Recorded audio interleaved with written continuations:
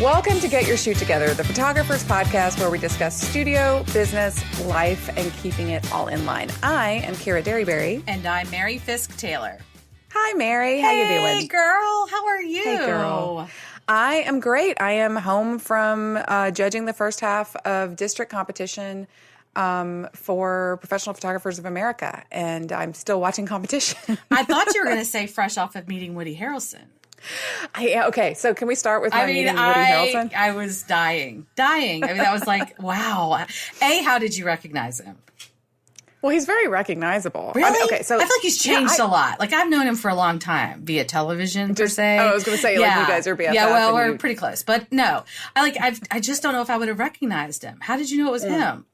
Well, okay, so I'm standing in a weirdly long pre-check line in Atlanta. Like usually, yeah, but I mean, usually we get, you have like 2 rows and then you're through. Yeah. So, but I'm in this long pre-check line and I've been on my phone the whole time.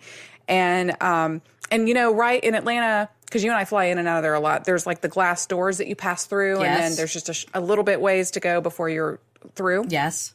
Okay, so I'm right outside the glass doors waiting. And I hear a couple of people behind me, a woman and a man, talking about like, well, I don't know where the guy went. I think he's over there. Well, and then the man says, well, do you think they're going to let him get in the line with us? And she's like, yeah. They're going to let anyone get in the line with you. It's going to be fine. And so I sort of like blindly participate in their conversation by looking in the direction that they're pointing. Mm-hmm. You know how you do that? Oh, you yes. Yes, absolutely. Just sort of start rubber decking just because somebody is called. Anyway, I'm not really listening, clearly. And I continue my turn to look back to see, them, I guess. Who's going to butt in line? I mean, that's what you're really looking for. It's Woody Harrelson, though. Like, he's standing right behind me. He's wearing like a hat and a t-shirt and shorts. Yeah. Looking like a normal dude. And he's with somebody who I would assume was some sort of manager or wrangler. Handler. Was doing something. So she's like, okay, I'm just going to go figure out, if we can get him up here. And so she walks away. I am literally at this point just like jumping out of my skin. Like I'm trying, but I make a decision. I'm not going to say anything to him. I'm just going to go home and tell everyone that I was standing in line. Kira, were you going to be a wild, aloof rebel? I was going to be a wild, aloof rebel. Okay. I'm just checking. I was totally like, I am going to be a wild, aloof rebel. So I stood next to him, but sideways instead of with my back to him, just in case he wanted to engage me. In case. No, just in case he wanted to talk to me. Yeah. Because, if he got bored because his friend left. Right. And he's by himself. Okay, so I've made this decision because clearly he's not interested in people approaching him. No. He's in a hat. He's trying to be incognito. The old lady behind him had not made that same decision. She was all in. She was like I would have been. She was probably like, hey, how's Norm? How's Cliff? What's going on? Have you been back to Cheers? This is where I would be because I'm old. Like her, probably. She was worse. Oh, no. She does this. She uses her pointer finger. No. And she points at him and she shouts, hey, aren't you famous? Oh, you're someone famous. Yeah, you are. Were you in a TV show? Were you on a movie? Oh. Hey, John. There's a man next to him. This guy's famous. What's his name? What's his name? Nice. And he's standing there, and you could see the look on his face, like, oh crap, this is gonna. So, and he goes, "Hi, I'm Woody," and he's like reluctant and trying to be nice or whatever. And she goes, "That's right, you were on Cheers. Cheers. Now, what's your name again?" And he's like, Woody. Like I said. She goes, well, can we get a picture? And he's like, well, I'd rather not because we're in a line and it can kind of get out of hand. And she goes, oh, okay. Oh, right. That's why you're dressed that way. She says, no. So she's like human. Literally being shady about it. Yeah, he's dressed like a human being, getting on a flight. And so he's nice to her. And so the guy that's with the woman, I assume her husband or whatever, he's like, I don't know. A lot of people look like famous people. And like, maybe he's not, maybe it's not him. And I try to shut it down. I decide I'm going to save Woody Harrelson from these people. Thank goodness. Right? Thank goodness you were there. Yeah, like the saint that I am. And so I say, it's clearly a doppelganger. It's not, I'm sure he gets that all the time. And then I just turn around. All right. Like a bad A. Yeah, because that's what you are. Right. I just turn around. And so she's like, oh, you're probably right. And he's like, well, nice to meet you. And then it ends. So then I turn around, but not all the way, again, in case Woody Harrelson wants to engage me in conversation. Which he probably did. And he moved closer because he's trying to get away from the people behind him, and I'm not a threat.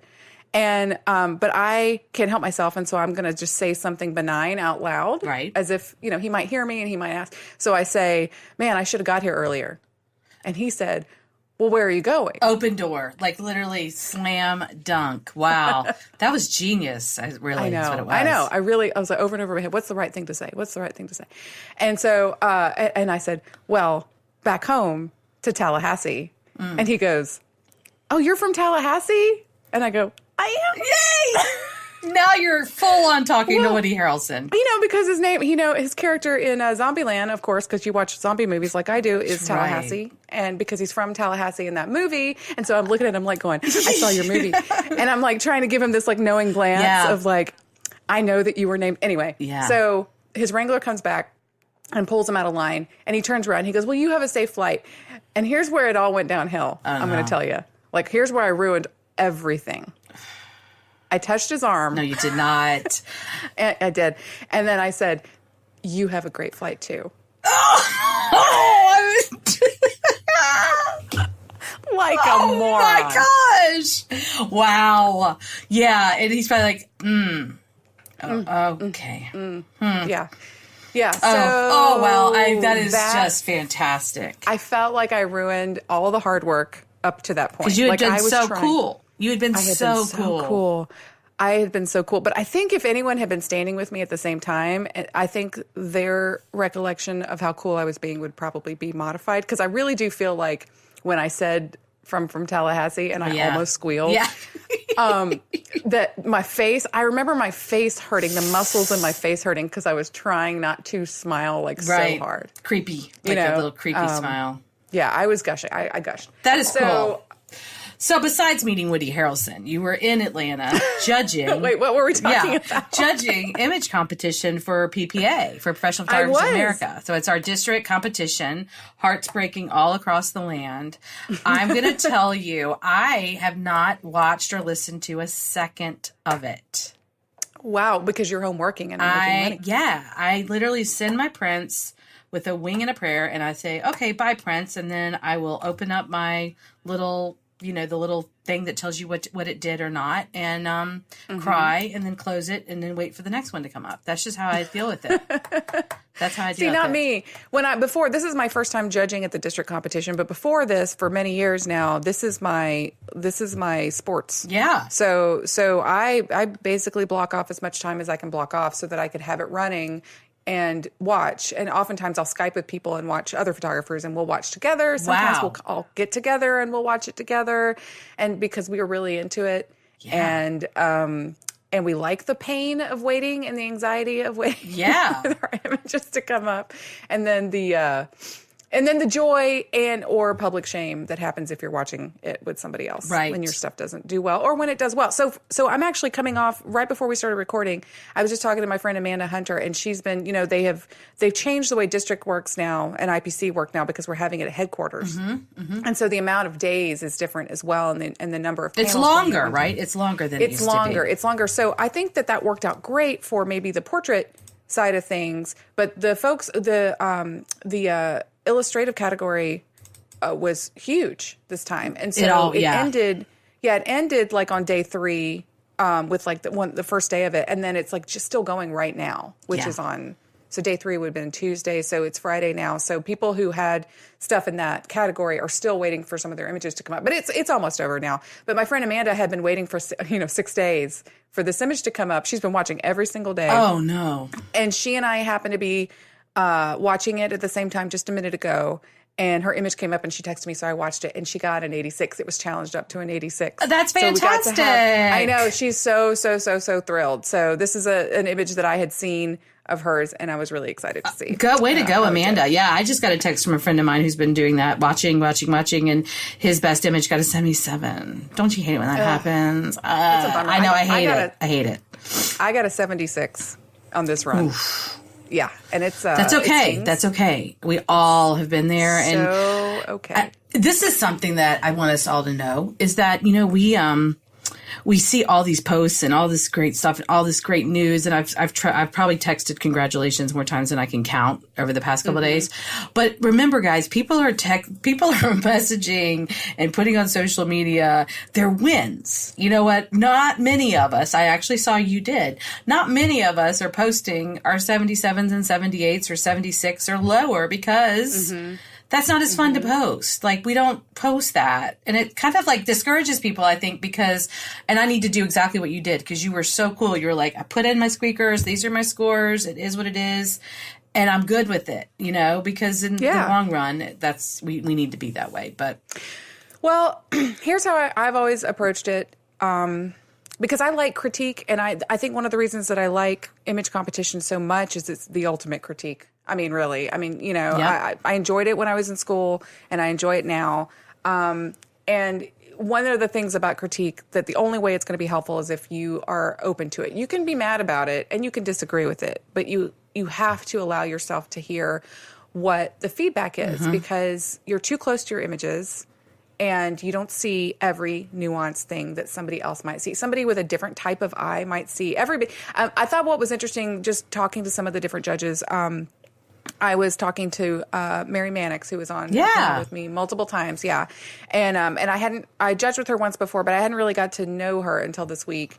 And she told me that that she was somebody who looks at the entire image and takes it immediately as the whole, and that I was one of the people that is a finder, but. And she did not mean it in a negative way. Absolutely. You know, it was like a finder, you know, as in somebody who looks at it, but also looks at every other aspect of it to see if there's something holding it back or something to talk about it conversely in favor for the maker. You know what I mean? Like something that's really strong that I might find about it that I could use to push it forward.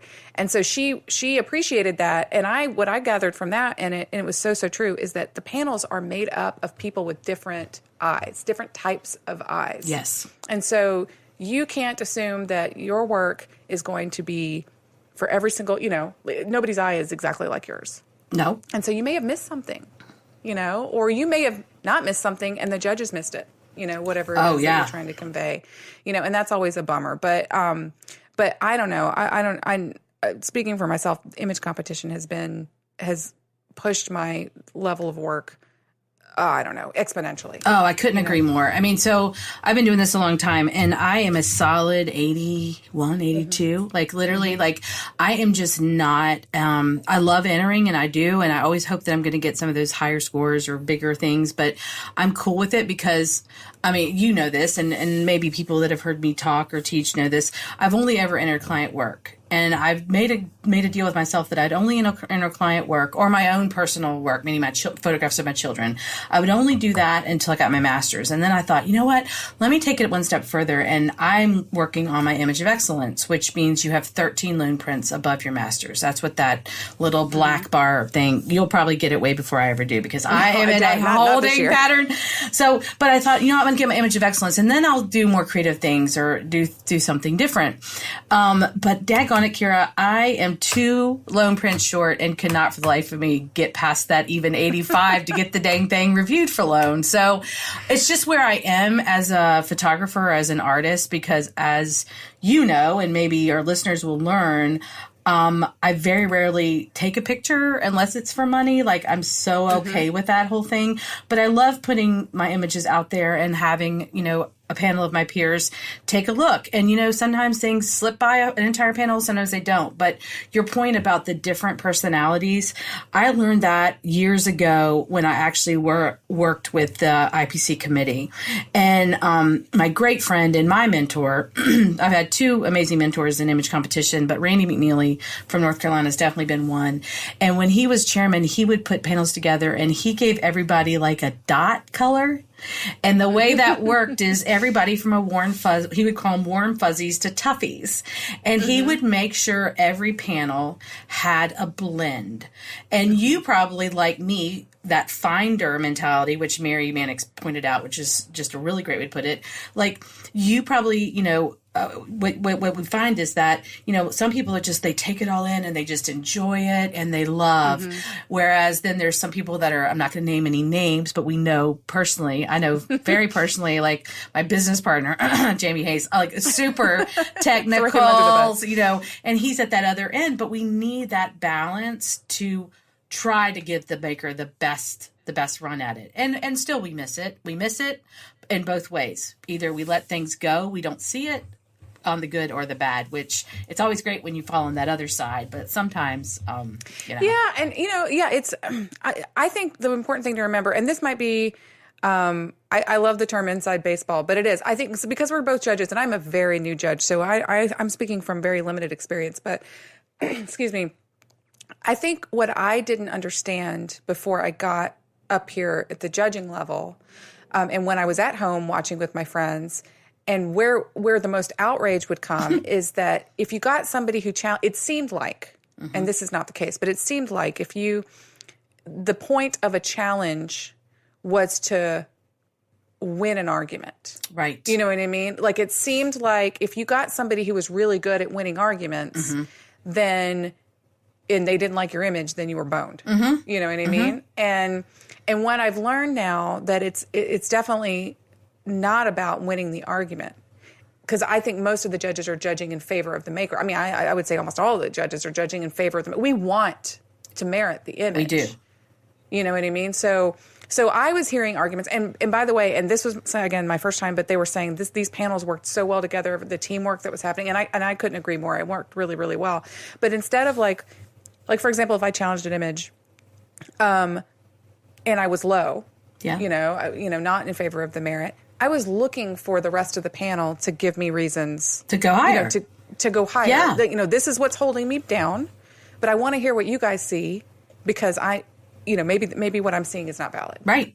And in some cases, maybe what I'm seeing is valid, but the pros outweigh the cons. Right. And that'll get me over to the merit. So if I'm the low scoring judge, I want to be pulled. Right. And vice versa. If you're up in the clouds, like if I fall, like I look at something and I'm like, whoa, and I just get on the love boat with it. And all of a sudden I look at the average score and I'm like, oof, I'm off, which we have some automatic ways that'll bring up some automatic challenges. But if like I'm, in the higher category, I'm in excellent, I'm in above excellent, I'm in, higher categories, and it scores quite a bit lower than that, or a category down, I'm going to go, wait a minute, I might be missing something. I might be, off base here. So I'm going to challenge to make sure that it's as lovely and amazing as I thought it is. And a lot of times what'll happen is people will go, you know what, I was being too harsh, or I was being this, and you're right. Let's get this up in that higher category. Or they'll say, you know what, I was right there with you, but then I noticed XYZ, and maybe it's clone tracks, or maybe it's something that they found that I didn't see. And I'll go, okay, thank you. I see that. I'll be lowering my score to this category or that category. And that's important because, we have to go both ways with that so that we get the best average as possible. And I think we do. I think that the way that panels are put together these days, and the enlightenment and education of our jurors and the way they approach things, I think that we are doing the best we can as human beings to try to give makers the best information possible, and critiques and feedbacks on their images. And it's been fun this year. My friend Tish Underwood, huge shout out to Tish. She'll be getting her master's in Nashville, but she got like 2 automatic loans this year, but she would probably, if she was on this podcast right now, she would probably say that image competition has made her a great artist. I will say great. She will say better. A great artist, because this is where she's put her work for years. And just now this year to be getting 2 automatic loans. I mean, amazing. And boy, that feels great. Doesn't feel great. The 76 or 77, maybe not so much. Yeah, I don't know what getting an automatic loan feels like. I can't even imagine, Kira. I can't even imagine. It's not in the cards for MFT. And I also tried to stay off Facebook as a judge, because I didn't want to I didn't want to be influenced by any feedback that I might have seen or whatever. But once I was done judging and I did go and look at some of the stuff, for the most part, it's positive. Yeah. Some of the complaining that you see is about like, well, they said that there's banding, and I didn't see banding when I was looking on the screen. That's the kind of stuff that you see we're on those calibrated monitors, inches from our face. Yep. So, I mean, if that's the kind of thing that I would find, if there was a technical issue, it would be like a banding or an artifacting, or like sometimes people missed something on a mat, like there would be a brush stroke that got onto the mat or something like that. And clearly things that aren't intentional. But the good thing about entering districts, and one of the reasons I do every single year and I never skip it, is because this is kind of the test run. Yeah. Just to throw some things out there and see. And because, you know what, if you worked on an image forever and you thought you really put a lot of heart and soul into it, and then it didn't merit or didn't possibly even go to automatic loan because of some sort of careless error, some sort of technical... Fix it. I just didn't see... Yeah, just you have the opportunity to fix it now. And how great is that? Yeah. So, yeah, if you're somebody who's not entered image competition, the best thing you can do is enter at your district level beforehand, because... right now, I know I have 2 merits that are going forward. I'm not going to break my 80s. Right? Let those go. Don't be silly. Well, yeah, I've got the same thing. I entered 2 cases for the first time because I'm working on my wedding degree. So I'm so excited about that. So I'm not an artist in the artist category sense. So it never would be like...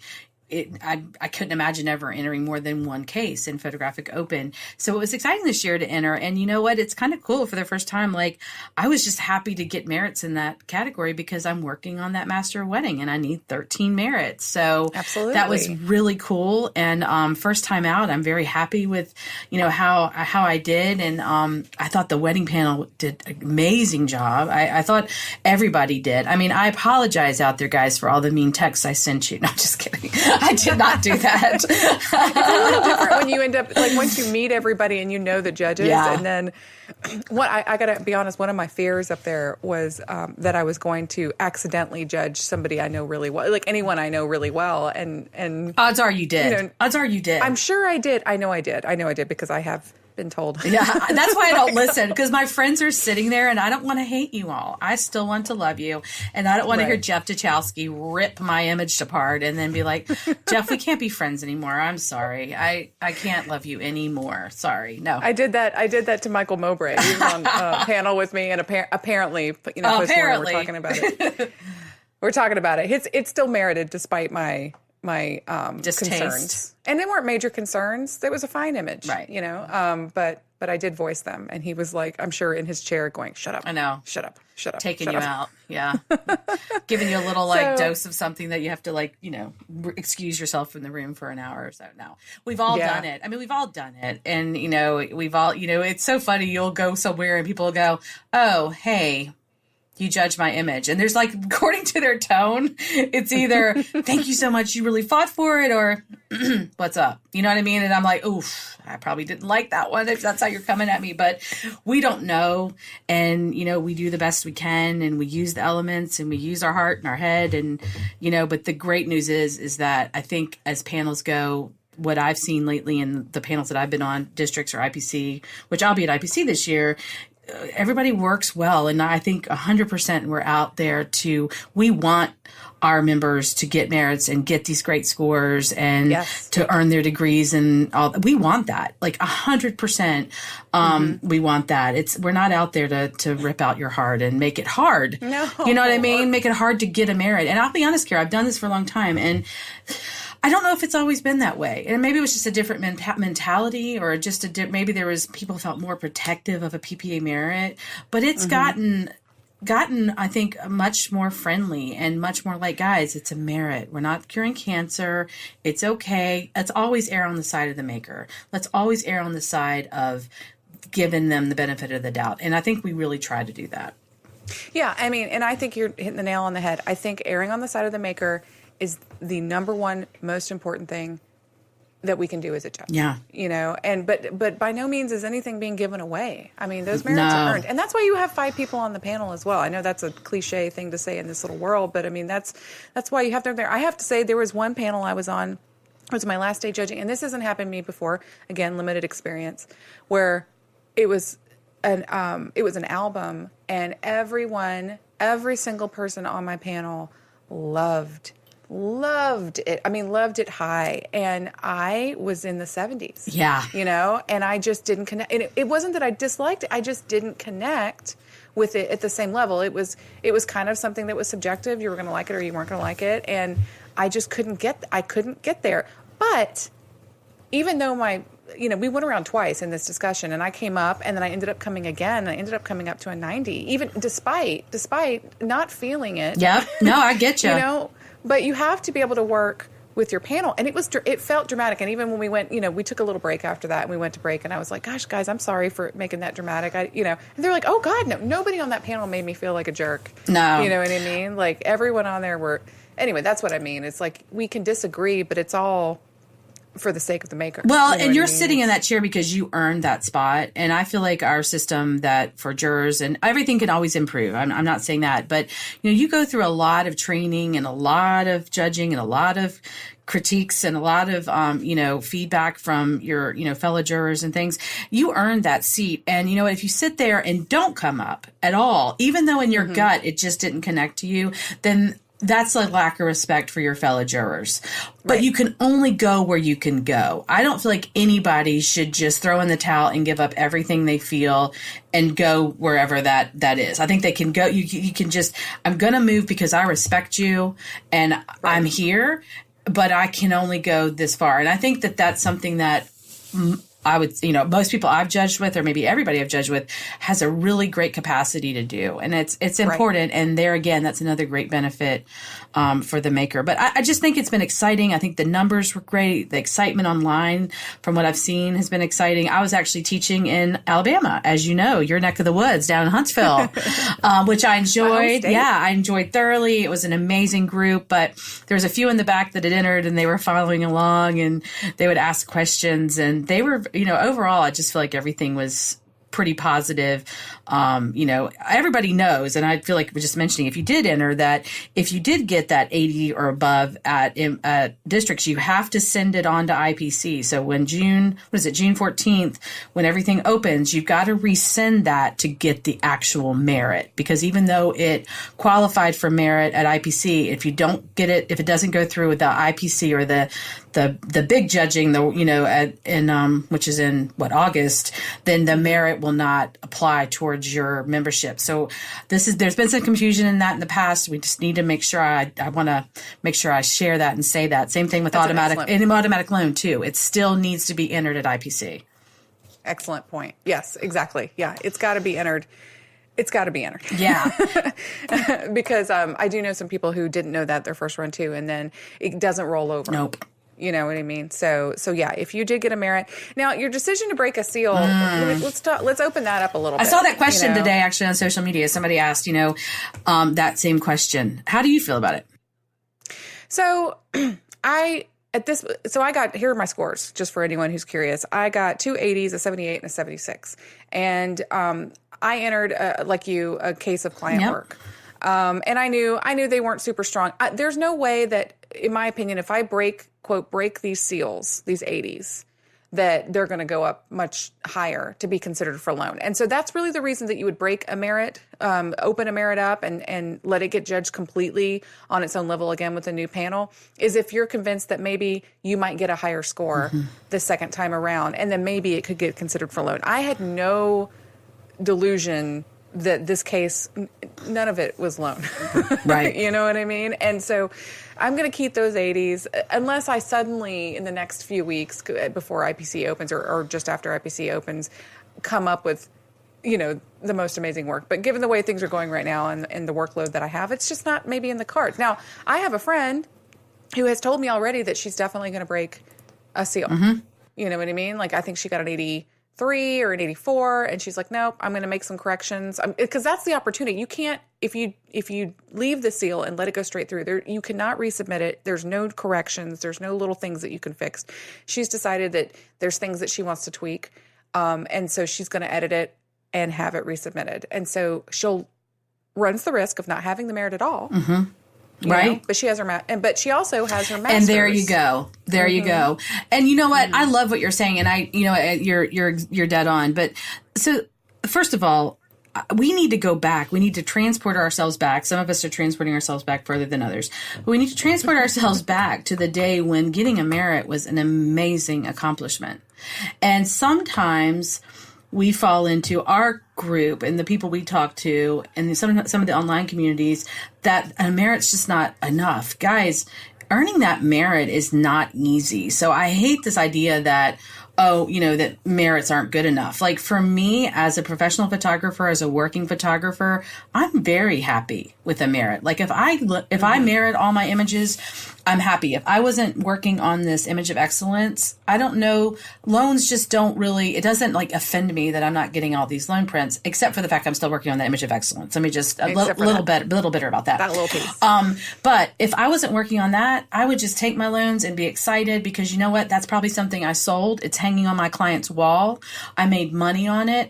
I didn't, I just basic retouch everything. Like I don't do any art. Like it's just put a mat on it and send it. So I'm excited when it merits because in my opinion, that's telling me my work is above average. And you know what? I'm good with above average. Like that is a quality place to be. And I'm okay with it. But I will break my merits because I'm always hoping at this point it will go 85 or up to get considered for loan. Mm-hmm. Now, I won't break my wedding merits. So I've got, I got 3 wedding merits and that's great. 1 will be considered for loan and the other 2, if I send them, they will merit in the wedding category. Well, I'm happy with 3. The one that didn't merit, I got 179. I think I'm not going to rework that. I'll just come up with another wedding image and submit it. And if I end up with 3 merits or maybe 4 merits or, maybe better for the wedding, I will be thrilled with that. Like that'll be exciting right. And that'll give me 4 or 5 towards my, wedding degree. But I'll break my merits for open only because I'm always hoping I can just squeak out those 2 loans and mark that off my list. And that makes sense. But for you who are listening, who are working on that degree, those merits are precious. I don't know. Yeah. You know what I mean? Like I would hesitate, me personally, before I got my master's, I would just leave it because then you can only enter 4 at a time. Yeah. To get up to that if you're working on your master degree or your artist degree or your wedding, and I just wouldn't wait a whole year. I personally wouldn't. Then you have to wait a whole year, and then you have to wait till that following next January to get your degree. And whew. Also there's another thing, and I've heard some chatter about this, the difference between the merits for the PPA degrees. I'm so excited for Virginia. A lot of people did so well. I've followed them on Facebook, and we have our own little VPPA competition page. And man, people are just kicking butt this year in image competition. So a lot of Virginia people will be walking across that stage in Nashville, which is exciting. But, people that are close, so for example, they got their 13th print merit, but maybe they're short a service merit or 2. If you want to, or if you plan on working on your craftsman degree, which is your degree for service and teaching, try not to dip into those teaching merits. I think that people get confused on that because, if you take 12 if you have to take 12 from service and teaching, then you have to start over for your craftsman merits. And a lot of people are asking that question. I would recommend attend if there's the Super Monday or if there's a conference you can go to that offers PPA continuing education, go to those to get that extra 1 or 2 service merit so that you can get your master's and protect those teaching merits. So now you can start working on that next degree. Because I have a few people, I think, in Virginia alone that if they just go, for us in Virginia, we give PPA continuing education merits for like pre-con and pre-seminar and things like that. I said, attend the summer seminar and go to this, and then you can get those merits you need. So, if you have questions, always reach out to PPA and they're willing to help or us, we'll. I'll talk image competition pretty much any time. So that brings me to a good point, though, or a good idea that I just had, because I just was thinking, some people probably don't even know what we're talking about with this whole merit system. Good point. But rather than diving into what is a merit and what does it mean, I mean, I think if you're a PPA member as a whole, you've been exposed to that a little bit. But I want to talk a little bit about like why we have the master degree, because I'm asked that a lot. I have a friend who's actually been a PPA member for a long time, and she asked me once, like, why would I want to do that? You know what I mean? Like, why would I want to do that? And my answer is not because your clients are going to think you're cooler. Right. I mean, it's a nice marketing tool, and you can use it to your advantage. And I think having the master photographer on your name or craftsman photographer on your name is a nice little, addition to your professional name. Agree. That makes you look a little more prestigious. But honestly, I really think, for me anyway, it's an achievement, a personal achievement, one of those goal-setting things, one of those things you mark off the list. You just feel you just accomplish something.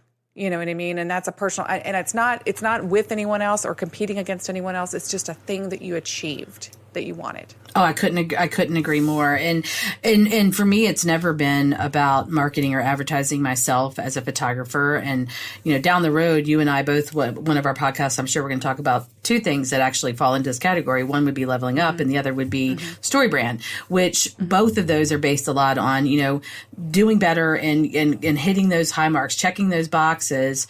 But also when I talk about story brand, in the next few episodes, one of the things I'm going to talk about is not positioning myself as the hero in my studio. So me doing that is not something for me to market or advertise because, quite frankly, people don't want to hear about how great I am. But even though I'll be happy to tell them. No, just kidding.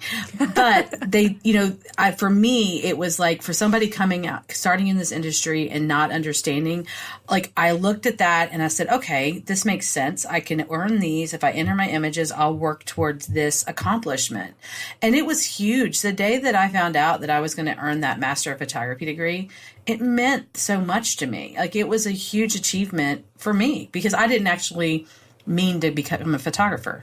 That's not what I meant to do. Sort of stumbled on I it. did. But even if you are, what better way to get that pat on the back or that, attaboy from your friends, from your peers, from people you admire or not. But that says, you're the best of the best. You're here. And I think it makes you walk a little taller and feel a little prouder. And it gave me a lot more confidence in my work. And that's what it did for me. It makes you feel like you know what you're doing. Yeah, it really does. What I mean, I think not having it by no means means that you don't know what you're doing, but it does to give you that validation, if not just your self validation, that you're on the right track, you're staying the course, and what you're doing is making your work a difference. Like going through the whole competition process. To get my master's, came out of it just exponentially a better photographer. Yeah, I agree. I've never heard anybody not say that. Actually, it makes you better if you do enter a PPA image competition and you order critiques. Funny story, I'll never forget my first critique I got, and back then, this is funny. About 6 months after competition, they'd send you a VHS tape. And that's how you would get your critiques. We're worried about turning them around in 2 weeks this year. But this is what you did, that you would get a videotape and you'd pop it in and it would be a video of somebody that I have probably watched on stage or bought their videos and they would talk to you about your work. And if they loved it, to this day, I can still see Peter Dyer or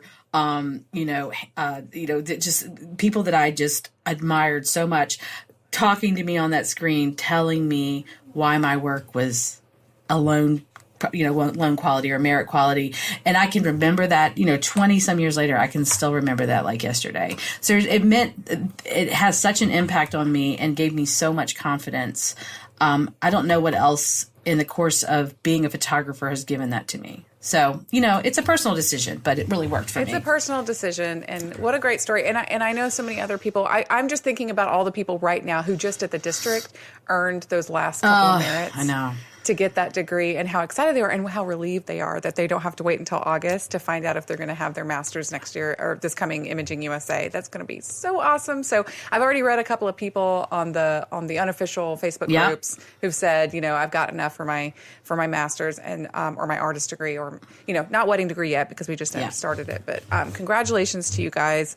You're doing it right. You are, and to see those hundreds come across. And there were several that came across. It was so that got family. I heard, so I was teaching and they went bananas in the back of the room. That a family portrait, I think, got 100 this year at districts. I was on that Oh panel. my gosh. I was that made me so happy. I have no idea whose it was, nor do I want to know. I don't either. It's an automatic loan, so I won't. Maybe I'll see it if there's a tie or something for a Gia. But I was just so excited to hear that. And a lot of beautiful wedding imagery, hundreds, albums, things that, are things, and it inspires me. Didn't you come home so inspired seeing all that work? I came home. That's one of the things, that kind of encouraged me to come home and maybe shoot a couple of new things before IPC. It's because I saw so much phenomenal work. Yeah. Just so there was an album that I cried. And I got to say, it was about a dog, which felt weird and unnatural for me. Yeah, because you're definitely a cat person. I know. And we got to the end, and I was like, what is this feeling? What are these things in my eyes? Like, and then I felt a little silly, to be honest with you, because I'm rookie out there crying over. And then I look around the panel, and we were all crying. I love that. Everyone was crying. I love that. There were people in the back of the room were crying. I love that. And I've been there. Be so moved. Yeah, I mean, I'm a crier. You know this about me. I'm definitely a crier. Yes, I'm a huge crier. So for me, that's easy. There'll be times where there's a print or something, but I'll get so choked up, and then it turns into this ugly cry. But on the other hand, I've sat there and watched things come through that were so funny that they tickled me to the point where I could not get it together to stop laughing. Like, that's just so cool when you can think, and boy, to that maker out there that you can say, my imagery, my work moved a panel of my peers or professionals or artists to cry or laugh so hard. Wow. I mean, doesn't that just speak volumes to what we do as for a job? Like, people pay me to do this. Like, it's so cool. Isn't that stupid? It's amazing. I mean, it's the best kept. Don't tell people, because like, it's just the coolest thing in the world. But it is the coolest thing in the world. Well, on that note, I think we should wrap it up. I do want to say that this is our second episode that we're recording, and we just launched this week, and the feedback that we're getting from people who have started listening in, I'm a little overwhelmed by. Like, people, I put a little form on the website that says that you can write into the show, and I absolutely did not expect anyone to write into the show. Well, my mom and daughter did, so that was just besides our family. Did. Besides our family. Yes, besides family and my mom. Like, my mom called me and was like, I listened to your podcast. And I was like, oh, you did? And what did she goes, it was nice. And that lady Mary is from Virginia? And yes, that lady Mary. Yes. That lady Mary. So yeah, Mom watched it and she approved. But I wanted to read a few things that came in, and please feel free to write into the show, because if we can, we will read it. So a gal I know here in Tallahassee, Samantha Stowell, she writes, "Great podcast. I listened yesterday and related to what you guys had to say so much. I need to be better about setting goals. I know you guys talk about it from the perspective of running a studio, which I hope to do one day, and I believe that you will have a studio one day. Yeah. Thank you for writing in, and then." We had Robin write in. She from says, Texas. Love this. She's from Texas. Yeah. Robin of Texas. Yeah. You know her. Robin writes, love this. And we were talking about wins in the last episode. So she says, in my recent win, which is so scary, I'm moving my studio, which I can relate with, away from the teeny tiny little town and an hour closer to Dallas, where my clients typically come from. I move next week. Yeah, for three timesing, she says, my rent, and turning my 15-minute drive to work into a 45-minute drive to work and be closer to people. So signed a lease, win. Yeah. Total win. She's going to kill it, though. Robin's going to kill it. There's no doubt in my mind. Congratulations.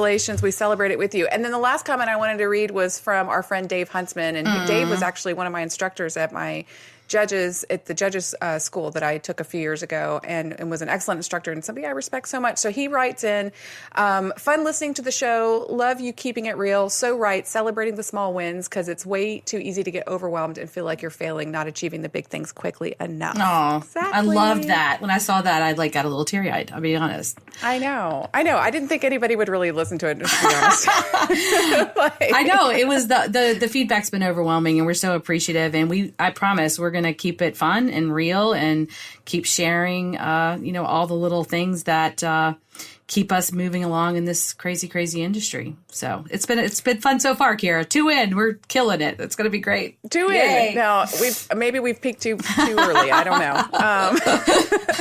Anyway, so thank you guys for listening, and we will see you guys next time. And hey guys, remember, you can follow us on Instagram at Get Your Shoot Together, and also you can follow us on Facebook at Get Your Shoot Together. You can email us at girl@getyourshoottogether.com. Yeah. Thanks, y'all.